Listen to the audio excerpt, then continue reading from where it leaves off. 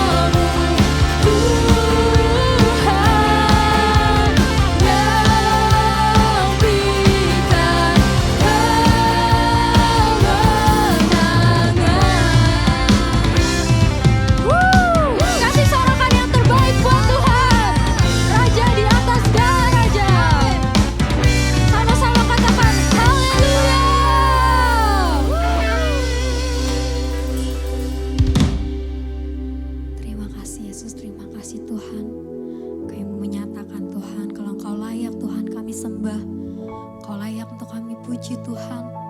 Biar kiranya Tuhan nama-Mu lah Tuhan yang kami tinggikan.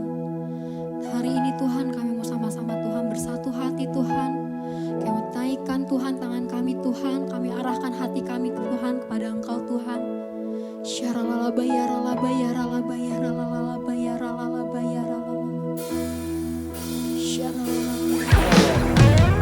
Sama-sama kita angkat penyembahan kita teman-teman. Kita nyatakan ke Tuhan kalau Tuhan layak untuk kami sembah. Tuhan layak untuk kita puji teman-teman.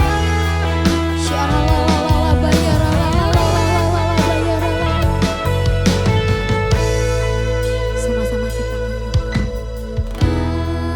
alam semesta melukiskan kebesaran Tuhan. Bumi dan surga menyanyikan kemuliaan nama-Mu. Hosana, Hosana,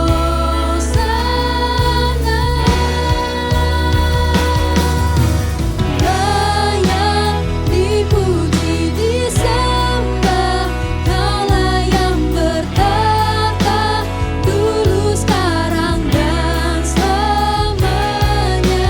Raja atas segala raja, nama-Mu besar termulia. Sama-sama kita mau lebih lagi teman-teman nyatakan alam semesta memuji Tuhan.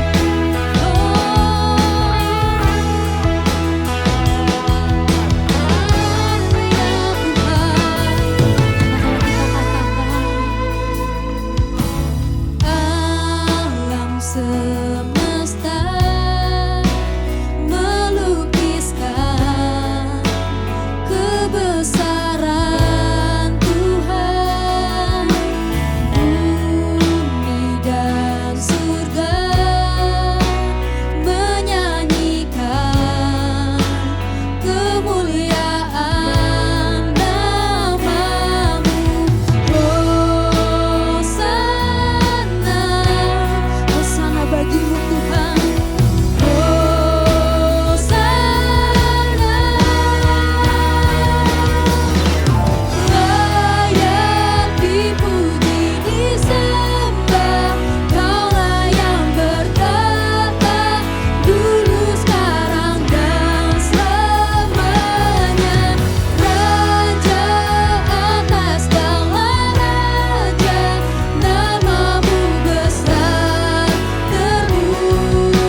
Sama-sama sekali lagi kita nyatakan layak dipuji disembah, Kaulah yang bertata dulu sekarang dan selamanya. Raja atas segala raja, nama-Mu besar termulia. Kami mau menyatakan Tuhanlah kekuatan kami. Biar kiranya setiap lutut akan bertelut dan setiap lidah akan mengaku bahwa Engkaulah Tuhan di atas segala raja. Engkau yang layak untuk kami sembah Tuhan.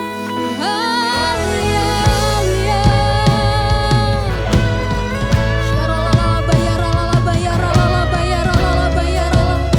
Haleluya, Kau layak Tuhan kami sembah.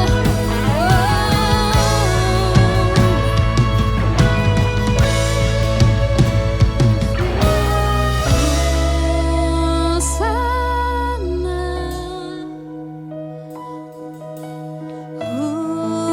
Hosana,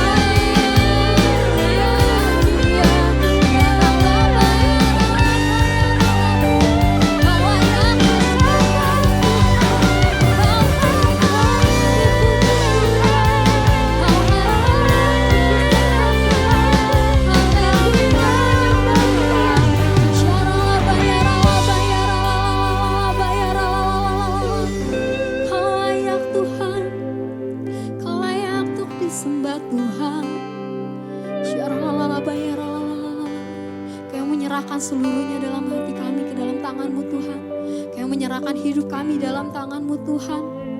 Biar kiranya Tuhan Kau menjadi pusat Tuhan dalam kehidupan kami Bapa. Syaralalabaya ralalabaya ralalabaya.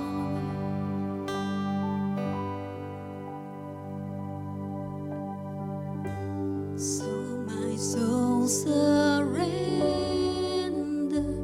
to my faithful God, my faithful God. You're my hope and anchor. I trust in you. Lebih lagi kita nyatakan. So my soul surrender to my faithful God, my faithful God. You're my hope and anchor. I trust in you. So my soul surrender to my faithful God, my faithful God. You're my hope and anchor. I trust in. Sekali lagi kita nyatakan, so my soul surrender to my faithful God, my faithful God. You're my hope and anchor. I trust in you. So my soul surrender to my faithful God, my faithful God. You're my hope and anchor. I trust. Sekali lagi nyatakan, so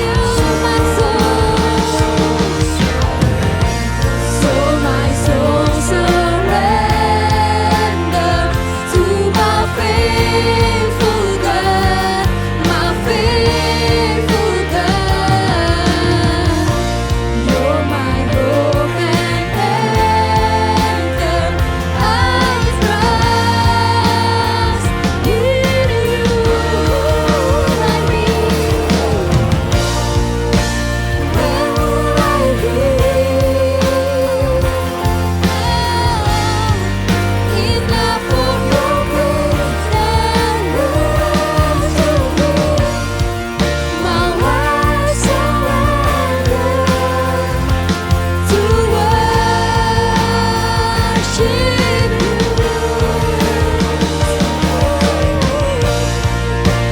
Where will I be? Enough for your grace and rescue me. My life surrender to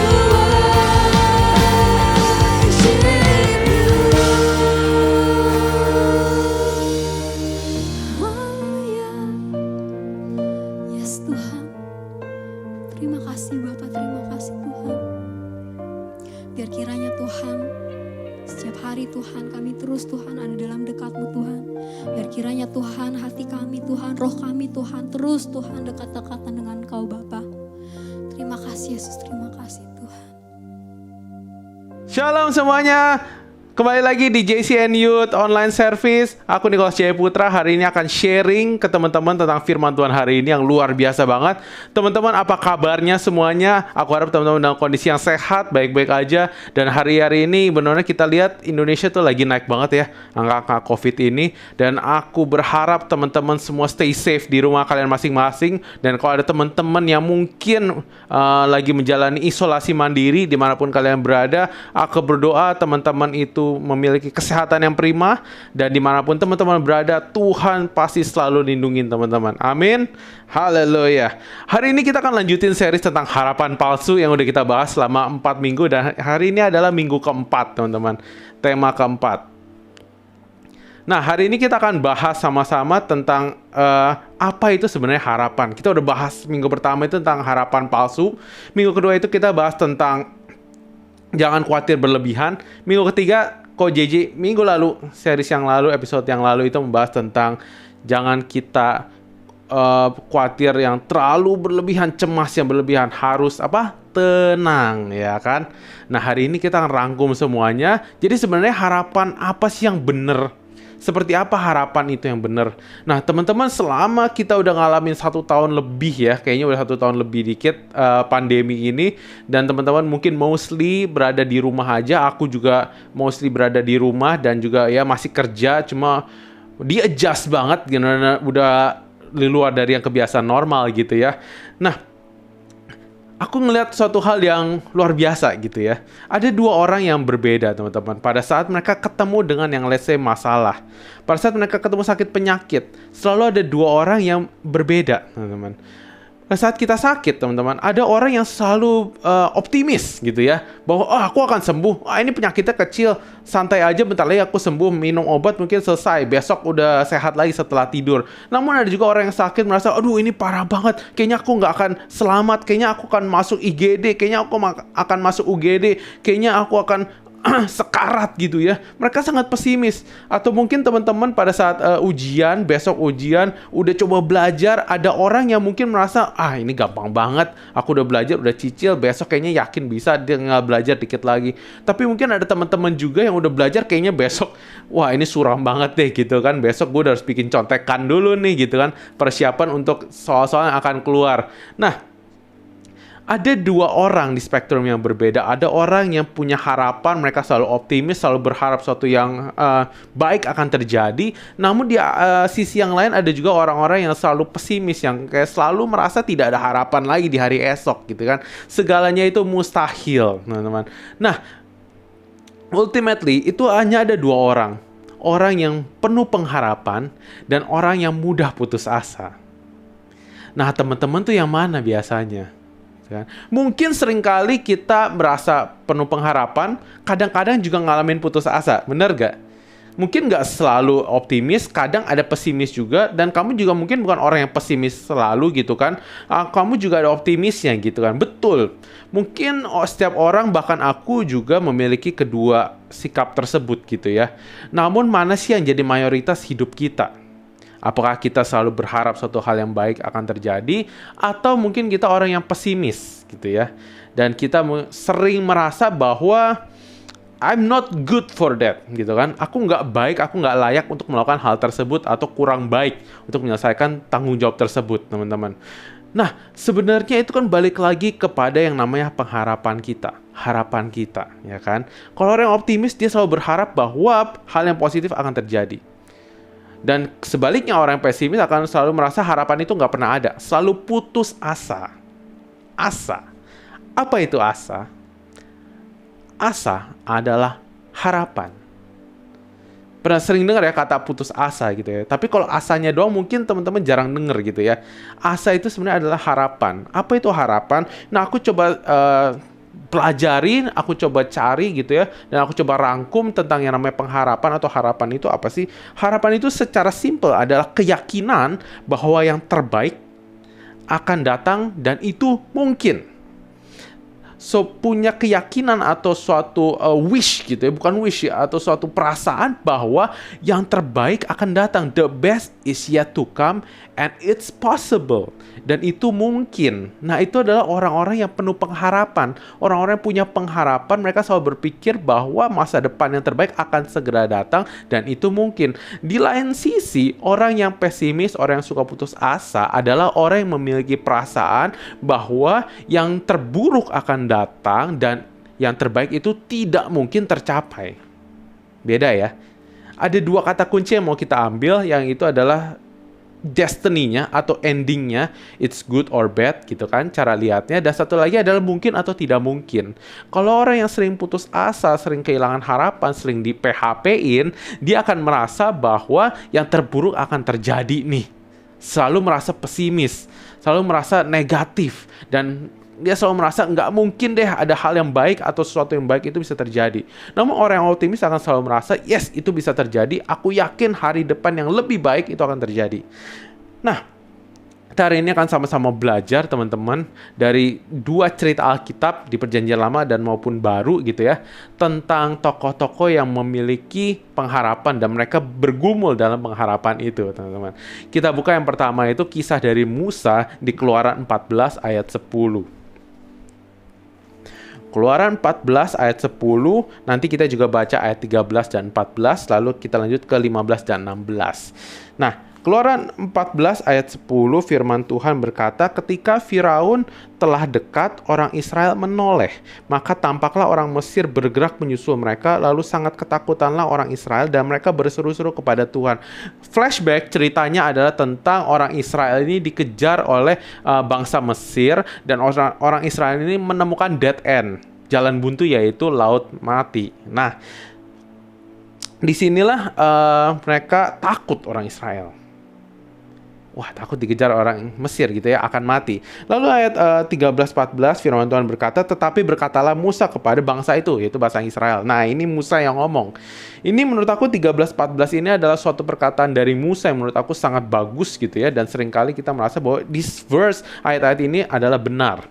Kita baca 13-14, tetapi berkatalah Musa kepada bangsa Israel, janganlah takut, berdirilah tetap dan lihatlah keselamatan dari Tuhan, dia bilang, yang akan diberikannya hari ini kepadamu, sebab orang Mesir yang kamu lihat hari ini tidak akan kamu lihat lagi untuk selama-lamanya. Ayat 14 dikatakan Tuhan akan berperang untuk kamu dan kamu akan diam saja. Wow, keren banget gak sih? Dimana Tuhan yang berperang untuk hidup kita. Kita cukup diam aja, kita gak usah ngapa-ngapain, kita cukup berserah, kita cukup pasrah. Ntar Tuhan yang akan turun tangan nolong kita semua. So chill man, relax. Nanti lu nonton aja, Tuhan akan turun dari surga gitu ya kesannya, dan dia akan berperang menggantikan kita semua, menghajar bangsa Mesir itu kan. Namun di ayat 15 ini menarik banget, dibales, di-reply sama Tuhan gitu ya. Berfirmanlah Tuhan kepada Musa, mengapakah, dia bilang, engkau berseru-seru demikian kepadaku? Waduh, reply-nya gak enak banget nih. Katakanlah kepada orang Israel supaya mereka berangkat. Dan engkau angkatlah tongkatmu dan ulurkanlah tanganmu ke atas laut dan belahlah airnya sehingga orang Israel akan berjalan dari tengah-tengah laut di tempat kering. Nah, di sini kita malah melihat bahwa Tuhan bilang, kok lu berdoa seperti itu? Kok lu minta-minta seperti itu? Enggak. Ternyata Tuhan enggak turun perang, coy. Malah disuruh apa? Orang Israel suruh maju, berjalan. Terobos laut itu. Dan Musa disuruh angkat tongkatnya untuk membelah laut itu. Waduh, bagaimana nih tentang harapan yang awalnya Musa kira Tuhan yang akan turun tangan nih berperang. Ternyata Tuhan malah suruh Musa belah laut, orang Israel maju. Yuk kita doa sama-sama sebelum kita lanjut pembahasan firman hari ini. Tuhan, terima kasih kalau kami boleh berkumpul melalui platform online ini. Biarlah Tuhan Kau yang berbicara bagi setiap kami. Siapkan hati kami dan pikiran kami untuk menangkap isi hati-Mu hari ini. Dan kami boleh belajar tentang iman pengharapan di dalam Engkau. Di dalam nama Tuhan Yesus kami siap mendengarkan firman-Mu. Haleluya. Amin. Nah, di sini kita melihat ada beberapa highlight penting, teman-teman. Apa yang terjadi pada saat Musa berdoa sama Tuhan. Ternyata Tuhan tidak menjawab sesuai harapannya Musa. Tuhan tidak menjawab sesuai doanya Musa. Malah Tuhan membalas bahwa ngapain gua harus berperang? Ngapain gua harus turun tangan? Lu maju aja. Tuh bilang ke bangsa Israel, lu nggak akan nonton hari ini, tapi lu yang akan maju berperang. Wah, bukan berperang, maju menembus laut itu. Gitu kan. Dan Musa, kamu akan membelah laut ini. Ini yang menarik tentang harapan. Kadang kita berpikir seperti Musa, wah tenang aja, gue udah doa dan Tuhan akan turun tangan, mujizat akan terjadi, boom, selesai. But it's not. Tapi ternyata enggak seperti itu, men. Bahkan Tuhan membalas, enggak Musa, kamu angkat tongkat kamu belah laut, suruh bangsa Israel maju. Aku nggak akan turun tangan. Harapan dia itu Tuhan turun, malaikatnya turun, itu bangsa Israel sama Mesir dibantai. Karena dia nggak kepikiran itu laut bisa kita belah, nggak kepikiran. Dia mikirnya itu Tuhan akan kirim pasukan untuk melawan bangsa Mesir. Ternyata tidak seperti itu jalannya. Nah, ada 3 karakteristik daripada harapan yang kita akan sama-sama belajarin dari cerita-cerita ini. Yang pertama, dari kisah tadi kita tahu ternyata yang namanya harapan itu tidak pasif. Harapan tidak pasif. Harapan itu aktif. Artinya apa? Setiap kita itu harus melakukan sesuatu untuk menjawab harapan tersebut. Kita nggak bisa seperti Musa yang dia bilang, oke tenang aja, kita cukup berdiam diri, nanti jawaban Tuhan akan turun dengan serta-merta gitu ya. Nggak seperti itu. Harapan harus aktif, tidak pasif. Dia tidak diam diri dan mendadak pertolongan itu atau mujizat itu datang. Makanya Tuhan suruh, enggak, bangsa Israel harus maju, Musa kamu harus belah laut. Ini adalah aktivitas yang dilakukan oleh manusia untuk memenuhi jawaban Tuhan. Menarik ya. Aku kira juga Tuhan ya udah kita udah doa, kita udah puasa, Tuhan akan turun tangan. No. Ternyata we must do something. Kita nggak bisa diem doang. Betul, step pertama adalah doa. Tidak salah, Tuhan nggak bilang bahwa kalau kamu doa itu salah. Nggak begitu gitu ya. Doa itu benar. Tapi jangan cuma doa, kita juga harus melakukan action. Harus ada perbuatan yang disertai oleh imannya kita. Nah, makanya Tuhan bilang tadi, oke, kamu udah ada iman, tapi kamu juga harus berbuat. Kamu harus do, kamu harus act.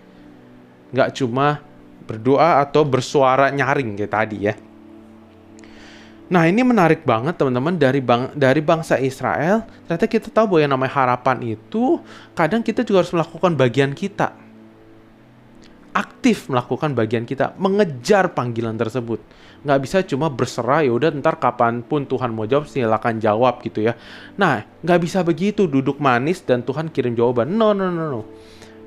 Kita ada bagiannya kita yang harus kita lakukan. Selain doa, pasti ada bagian yang kita yang bisa kita lakukan. Agar apa? Agar harapan itu bisa tercapai. Sama pada saat tadi ujian, kita harus belajar. Nggak bisa cuma doa doang dong, mendadak nilainya 80, 90, 100. Pasti kita harus belajar juga. Memang kita berdoa, kita minta pertolongan Tuhan, kita minta kekuatan dari Tuhan. Tapi kita juga harus lakukan bagian kita, yaitu belajar. Amazing. Dan nomor 2, nah ini menarik sekali. Kita ambil dari Kisah Para Rasul 14 ayat 8-10 tentang Paulus yang menyembuhkan seorang yang lumpuh sejak lahir. Kisah Para Rasul 14 ayat 8-10. Firman Tuhan berkata, di Listra ada seorang yang duduk saja karena lemah kakinya dan lumpuh sejak ia dilahirkan dan belum pernah dapat berjalan. Ayat 9, ia duduk mendengarkan ketika Paulus berbicara. Jadi saat ini Paulus sedang mengajar. Dan Paulus menatap dia dan melihat bahwa ia beriman. Wah, Paulus bisa merasakan, karena mungkin ada Roh Kudus dalam diri dia. Dia melihat bahwa, orang lumpuh ini sangat beriman gitu ya. Dia bisa melihat bahwa orang ini beriman dan dapat disembuhkan. Lalu ayat 10 dikatakan, lalu kata Paulus dengan suara nyaring, berdirilah tegak di atas kakimu. Dan orang itu, apa yang dilakukan orang itu? Amazing. Orang itu melonjak berdiri lalu berjalan kian kemari. Wow, puji Tuhan. Kok bisa ya? Apa yang aneh dari cerita ini? Simple. Ada hal yang gak pernah dilakukan orang ini, mendadak bisa dilakukan dengan cara yang ajaib. Yaitu apa? Melonjak berdiri. Mendadak melonjak berdiri. Ingat teman-teman, ini orang lumpuh sejak lahir. Belum pernah berdiri sama sekali. Kamu pernah lihat bayi belajar jalan? Itu harus pelan-pelan dari tiduran terus merangkak gitu ya, lalu mulai berdiri pelan-lahan, itu pun masih ditopang orang tua. Kadang-kadang jalan oleng, kiri kanan jatuh ya. Ini orang dari kecil, dari lahir nggak pernah bisa berdiri, nggak pernah bisa berjalan. Kok bisa mendadak melonjak, lompat berdiri, jalan kian kemari? Impossible. Bener gak? Tapi kita tahu tadi di awal, harapan itu selalu possible. Kita melihat hal yang mungkin, hal yang terbaik. Nah, ini dia poin kedua dari soal karakter, bahwa harapan itu nggak pernah yang namanya putus atau berakhir.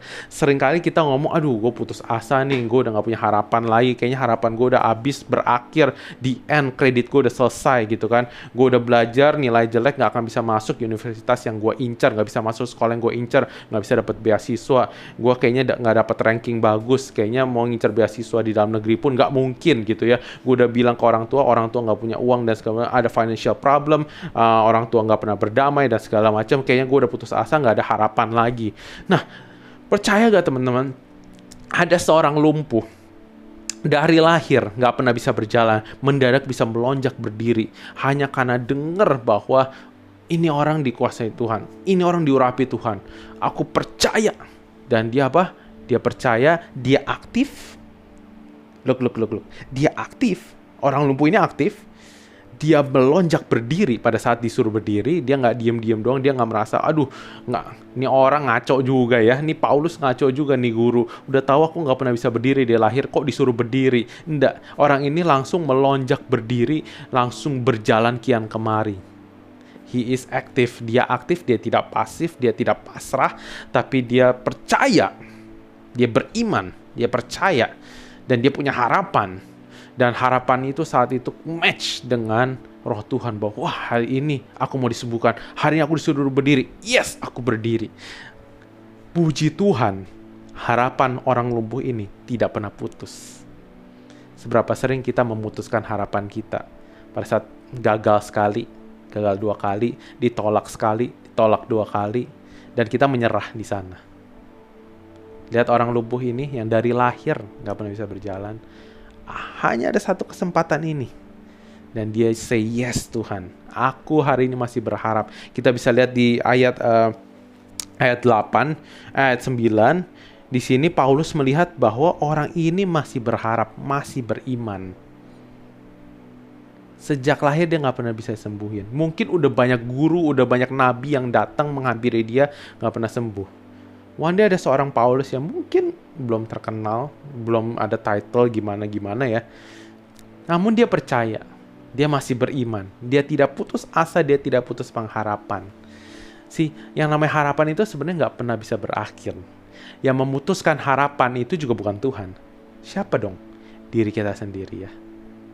Kita yang memutuskan, kita yang mengambil keputusan, gua stop untuk berharap. Gua stop untuk beriman. Gua stop untuk percaya. Aku memilih untuk tidak mencoba-coba hal yang mustahil. Aku memilih untuk tidak berdoa atau beranggan-anggan, berandai-andai terlalu jauh. Aku memilih untuk mengurangi iman aku. Aku memilih untuk tidak berharap terlalu tinggi. Aku memilih untuk kecewa. Aku memilih untuk bertahan patah hati. Sebenarnya harapan itu akan hari yang depan yang lebih baik itu selalu ada.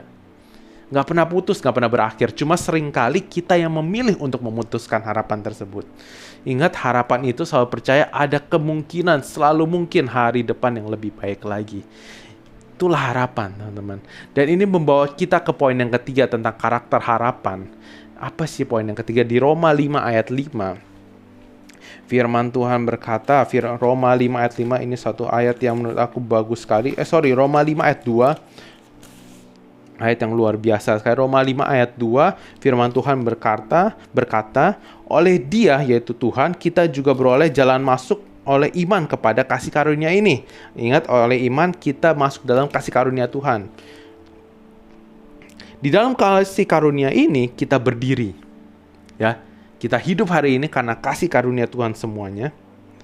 Dan kita bermegah dalam pengharapan akan menerima kemuliaan Allah. Poin ketiga yang mau kita pelajarin dari ayat ini adalah pengharapan. Harapan itu nggak pernah mengecewakan. Harapan di dalam Tuhan nggak pernah mengecewakan. Kenapa? Teman-teman sempat berpikir gak sih? Pernah berpikir gak sih? Kenapa ya Tuhan kok memilih Musa untuk dia membelah laut dan memimpin bangsa Israel keluar? Kenapa nggak Tuhan sendiri yang melakukan turun tangan untuk membelah laut dan juga memimpin bangsa Israel keluar? Kenapa Tuhan nggak turun tangan yang menyembuhkan orang lumpuh tadi yang disembuhkan oleh Paulus? Kenapa Tuhan menggunakan Paulus? ya Tuhan bisa gitu melakukan hal tersebut, tapi kenapa Tuhan tidak gitu kan? Kenapa Tuhan gak langsung jawab doa aku? Kenapa aku harus lewatin masalah ini dulu? Kenapa Tuhan gak langsung taruh aku di tempat yang baik, tempat yang aman? Kenapa Tuhan gak taruh aku di keluarga yang baik, keluarga yang seperti teman aku, yang keluarganya baik dan mesra dan harmonis sekali? Kenapa Tuhan harus taruh aku di sini, di sekolah ini, di kelas ini, dengan tingkat IQ yang seperti ini gitu kan? Why? Yang membuat kita mungkin pada saat proses itu membuat kita kehilangan harapan. Mungkin kita kehilangan iman kita. Mungkin kita kehilangan kepercayaan kita. Mungkin kita kehilangan keyakinan kita pada saat proses itu. Bisa aja Sadrak, Mesak, Abednego pada saat itu merasa, oh udahlah, we are game over nih, masuk dalam kompor api. Dan Tuhan sepertinya tidak menyelamatkan kita, padahal kita setia sampai akhir. Bisa aja mereka menyerah di akhirnya, karena mereka melihat tidak ada jawaban Tuhan di sana. Tapi mereka tidak memilih untuk memutuskan harapan itu. Kenapa? Kenapa nggak Tuhan langsung? Kan bisa aja kita kecewa sama Tuhan. Katanya harapan tidak mengecewakan. Roma 5 ayat 5. Jadi Roma 5 ayat 2, Roma 5 ayat 5 dikatakan bahwa dan pengharapan tidak mengecewakan karena kasih Allah telah dicurahkan dalam diri kita oleh Roh Kudus. Nah, berarti mestinya pada saat kita berharap sama Tuhan, jawabannya Tuhan yang sesuai imajinasi kita, sesuai pikiran kita itu akan terjadi dong. Kan tidak mengecewakan. Kita biasanya kan kecewa karena tidak sesuai ekspektasi, tidak sesuai harapan kita, tidak sesuai gambaran kita, gitu kan. Kan dibilang tidak mengecewakan. Tapi seringkali kita kecewa dengan jawaban Tuhan. Kenapa? Kita harus mengalami banyak masalah, banyak hal, dan kita mungkin banyak masalah ujian yang kita nggak pernah pikirkan gitu kan. Dari segi keluarga, finansial, kesehatan, mungkin kita kehilangan orang yang kita kasihi, apalagi selama pandemi ini gitu kan. Dan kita tidak bisa menerima jawaban Tuhan gitu, kayak merasa, why God, why? Firman Tuhan berkata, harapan tidak mengecewakan. Kenapa?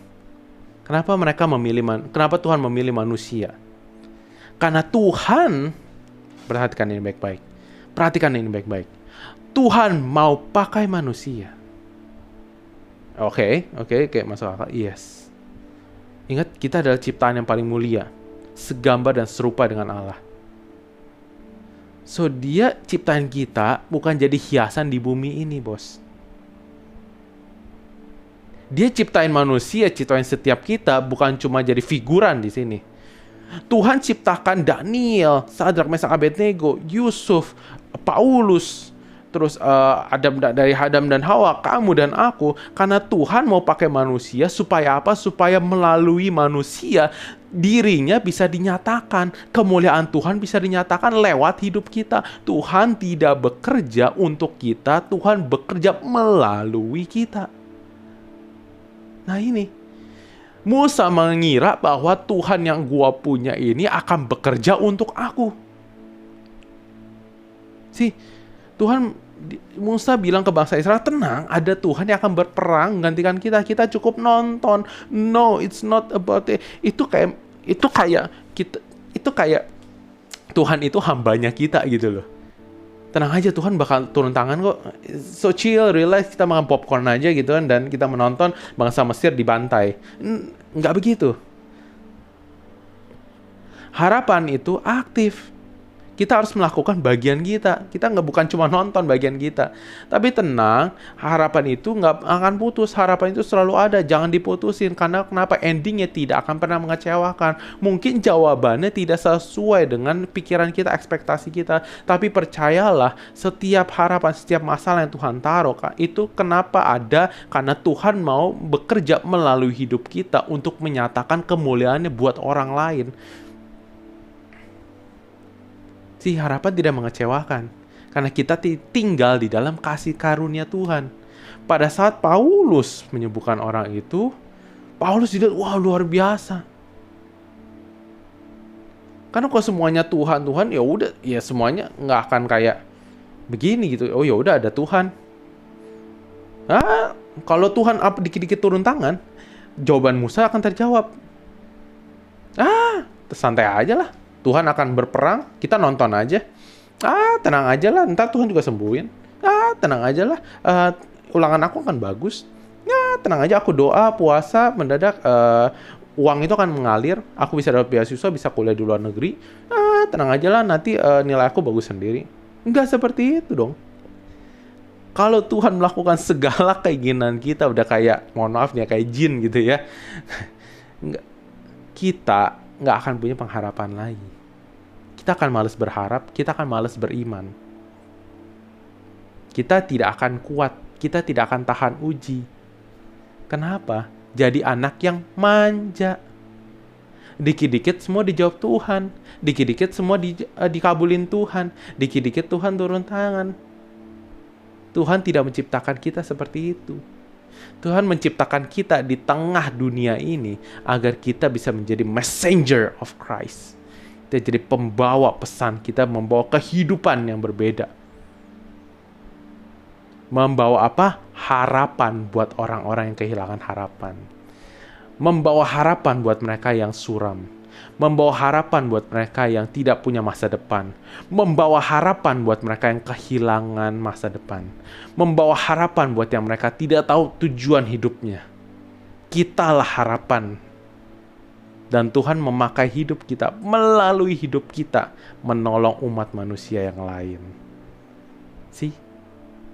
Tuhan gak pernah PHP-in kita kok. Tuhan gak pernah membuat kita cemas. Tuhan cuma suruh tenang,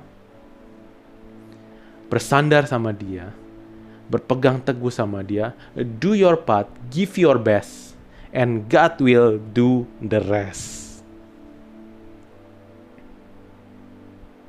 Cuma seringkali kita gugur ya pada saat proses. Seringkali kita kalah di proses. Seringkali kita putus asa. Kita nggak melihat jawaban Tuhan. Kita merasa jawaban Tuhan terlalu lama. Kita melihat jawaban Tuhan itu tidak sesuai ekspektasi kita. Dan kita mulai merasa, tidak mungkin. Kita mulai merasa, it's gonna be worse. Itu kan jadi hal yang buruk. Kita kehilangan harapan. Kita mulai memutuskan asa kita. Ingat poin nomor 3. Harapan tidak mengecewakan. Selama kamu berpegang sama Tuhan dan firman-Nya, harapan tidak akan pernah mengecewakan. Jangan putusin, jangan akhiri. Teruslah aktif melakukan bagian kita. Harapan tidak mengecewakan di dalam Tuhan. Tapi kalau kita berpegang sama uang, sama materi, sama manusia, mungkin akan mengecewakan. Makanya berpeganglah sama firman Tuhan. Yang setuju katakan amin. Yang setuju katakan amin. Jangan kita lengah. Tuhan memberikan kita kekuatan. Tuhan memberikan harapan. Tuhan yang memegang masa depan kita. Dan terakhir aku mau bilang sama teman-teman. Soal harapan. Kita boleh berimajinasi. Kita boleh berpikir seperti apapun itu. Endingnya seperti A, B, C. Monggo, silakan. Tapi ketahuilah, yang memegang ending terakhir adalah Tuhan. It's not your ending, but it's God's. It's not our ending. It's not our story.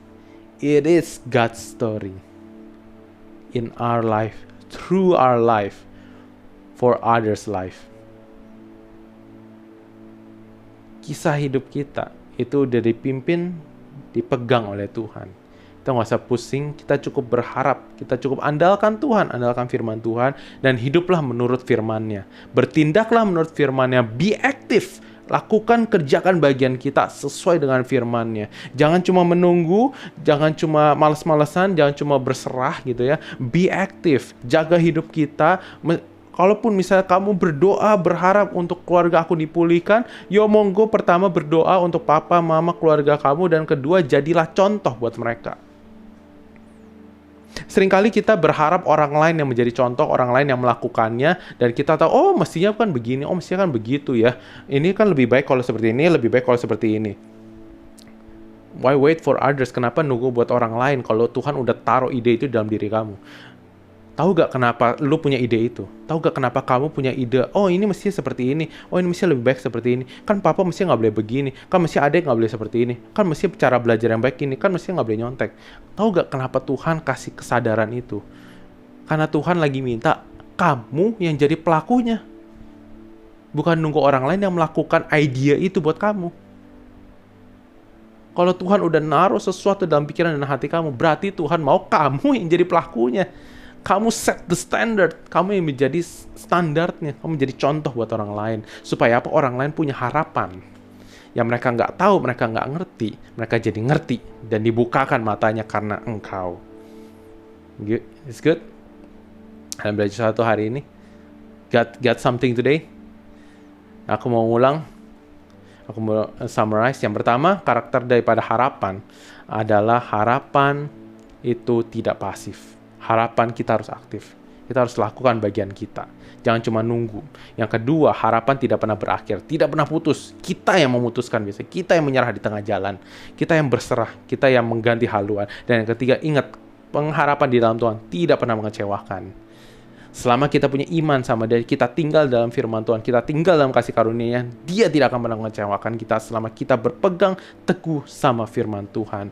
Hari-hari ini mungkin banyak masalah, banyak hal yang unexpected, yang tidak terduga terjadi, dan mungkin kita sempat lengah, sempat putus harapan, sempat lemah harapan kita, sempat gugur iman kita. Aku mau ingetin, hey, bangun, bangkit lagi, it's time to rise. Ini saatnya kita menjadi harapan buat orang lain. Aku mau kesaksian terakhir. Aku tahu gak teman-teman, kenapa hari ini aku masih melayani di sini JC dan Youth gitu ya. Dimanapun kalian berada, siapapun kalian yang menonton ini, mungkin kamu nggak kenal aku secara langsung gitu ya. Tapi aku udah menjawab panggilan ini sekitar beberapa tahun yang lalu.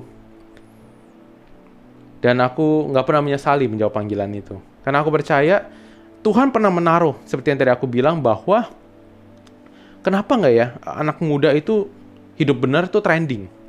Selalu yang trendingnya di TikTok tuh yang aneh-aneh. Yang di Instagram tuh yang aneh-aneh. Mungkin mukbang, Korean band gitu kan, dance, mungkin fashion gitu kan, tempat-tempat ngehits dan segala macam.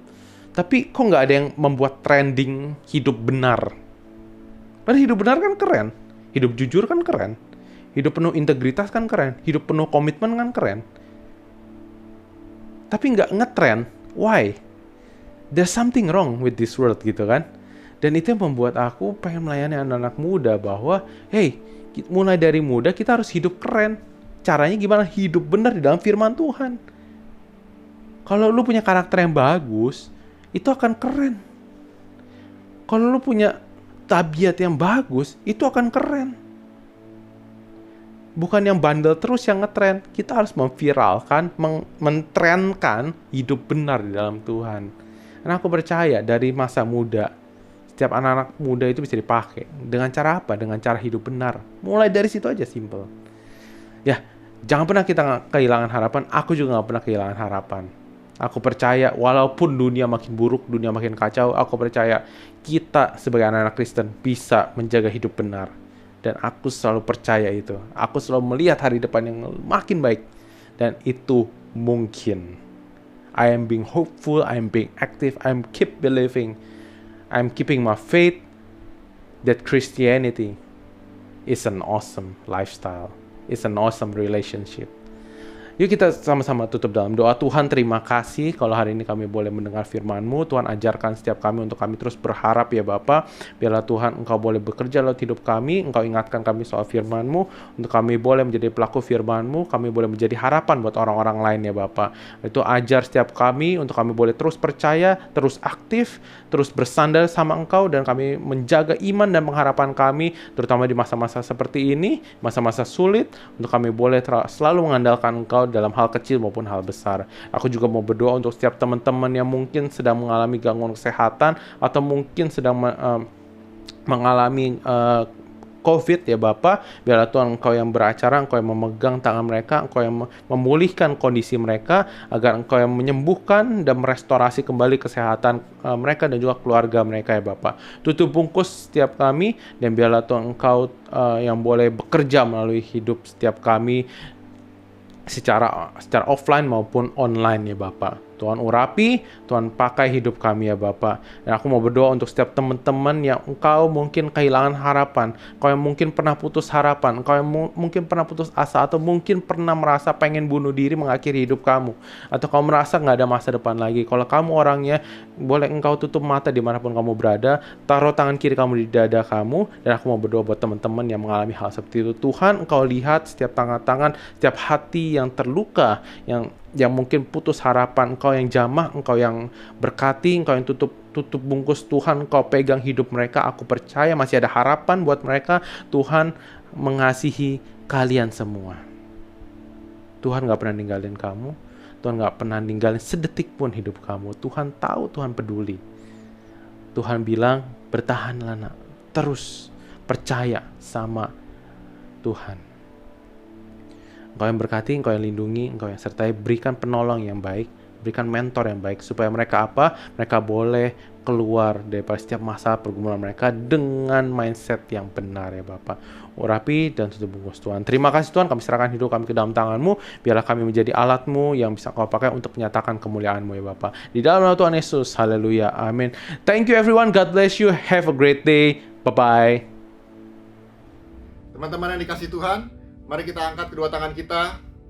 Terimalah berkat, damai sejahtera, sukacita di dalam nama Bapa dan kasih karunia yang melimpah-limpah daripada anaknya Yesus Kristus Tuhan dan persekutuan yang manis dengan Roh Kudus. Sampai nanti Tuhan Yesus akan datang menjemput kita semua di awan-awan yang permai. Semua yang percaya sama-sama kita katakan amin.